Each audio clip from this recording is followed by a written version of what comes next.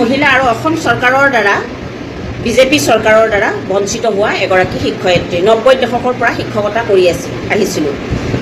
চাওক, আজি ছ'চিয়েল মিডিয়াই হওক, সংবাদ মাধ্যম, টিভি চেনেলতে হওক, আমি কিছুদিনৰ পৰা এটা কথা দেখিবলৈ পাই আহিছোঁ। মুখ্যমন্ত্ৰীয়ে কৈ আছে যে জয়ন্ত মল্ল বৰুৱাৰ পত্নীয়ে যি 50 লাখ টকাৰ ৰাজ সাহায্য পাব, সেয়া আচলতে কোনো অপৰাধ নহয়, কাৰণ আজি মন্ত্ৰী আছে, কাইলৈ মন্ত্ৰী নাথাকিলে তেওঁলোকে ভাত খাব লাগিব।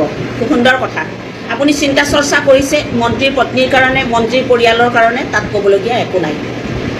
আৰু যিহেতু আপোনালোক মন্ত্ৰী বিধায়ক, গতিকে সদায় আপোনালোকৰ নিজৰ সুবিধাখিনি আপোনালোকে ল'বই। ভোট দিয়াৰ সময়ত আমাৰ পৰা ভোটখিনি বিচাৰি বিচাৰি ল'ব, আমাৰ সহজ সৰল মানুহখিনিক পতাই মিলি আপোনালোকে ল'ব। তাৰপিছত যিখিনি ভাল ভাল ফল, সেই ভাল ফলখিনি, ভাল সুবিধাখিনি আপোনালোকে লওক, তাত ক'বলগীয়া একো নাই। কিন্তু আচল কথাটো ক'বলৈ গৈছোঁ, চাওক, মই বঞ্চিত শিক্ষকৰ যিহেতু এগৰাকী সাধাৰণ সম্পাদিকা, সেইকাৰণে এই কথাখিনি ক'বলৈ গৈছোঁ। মাননীয় মুখ্যমন্ত্ৰী মহোদয় হিমন্ত বিশ্ব শৰ্মা, আপোনাক ক'বলৈ বিচাৰিছোঁ, আপুনি যেতিয়া কংগ্ৰেছত আছিলে তেতিয়া আমাৰ শিক্ষানুষ্ঠানবিলাক ৰিকগনাইজ কৰা হৈছিলে, কনকাৰেঞ্চ কৰা হৈছিলে। ৰিকগনাইজত এজন শিক্ষক কম থাকিলে ৰিকগনাইজ নহয়। কিন্তু যেতিয়া আপুনি বিজেপি চৰকাৰত আহিলে, বিজেপি চৰকাৰত আহি 2017 চনত আপুনি যেতিয়া এখন আইন আনিলে, সেই আইনখনত কিছুমান ধাৰা উপধাৰা দি আপুনি আজি আমাক ৰাজপথত আন্দোলন কৰিবলৈ বাধ্য কৰালে। এতিয়া আপোনাক প্ৰশ্ন কৰিছোঁ, আমাৰ পৰিয়ালত কি ভাত খাব নালাগে? আমাৰ পেট নাই? আমি জীয়াই থাকিব নালাগে? আমাৰ সন্তানক পঢ়ুৱাব নালাগে?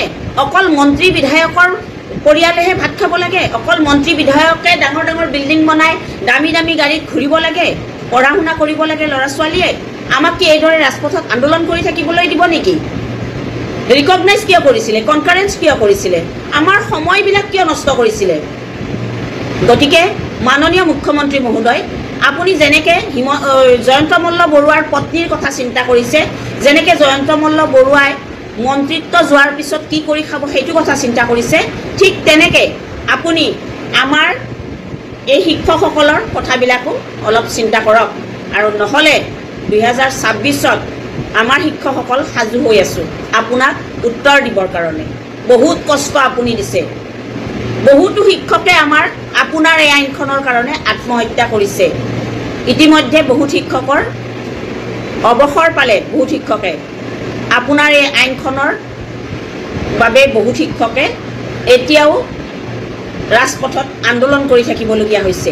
গতিকে আপোনাক অনুৰোধ কৰিছোঁ এই ভিডিঅ' যোগে, অন্য মন্ত্ৰীৰ পত্নীৰ কথা যেনেকৈ চিন্তা কৰিছে, ঠিক সেনেকৈ আপুনি আমাৰ এই শিক্ষকসকলৰ কথাও চিন্তা কৰক।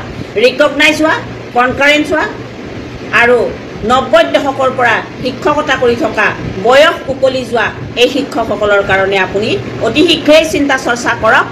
আৰু নহ'লে 2026ত আমি আপোনাক উত্তৰ দিবৰ বাবে সাজু হৈ আছোঁ। ধন্যবাদ।